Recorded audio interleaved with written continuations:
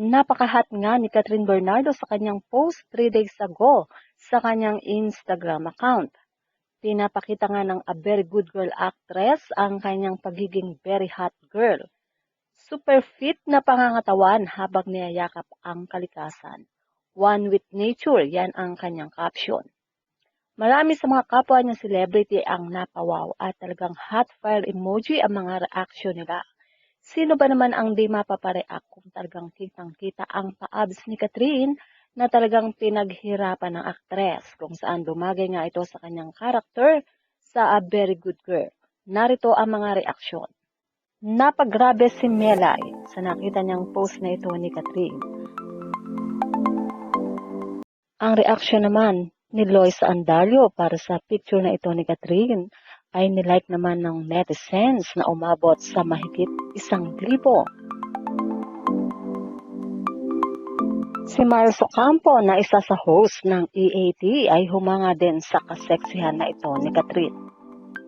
At ang isa pa sa nagbigay ng komento at talaga namang humanga sa kaseksihan nitong si Catherine ay ang kanyang napakalapit na kaibigan na si Julia Montes at napasay pa nga ng ay teka po.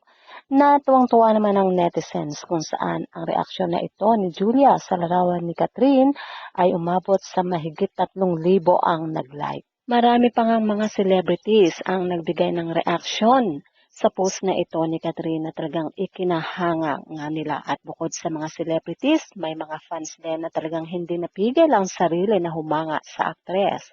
At ang say ni Jason in 90, uy, parang nagsisisi ako kumain ng breakfast. At ang sabi naman ni I'm Jessie Lee, mag-exercise na raw siya bukas.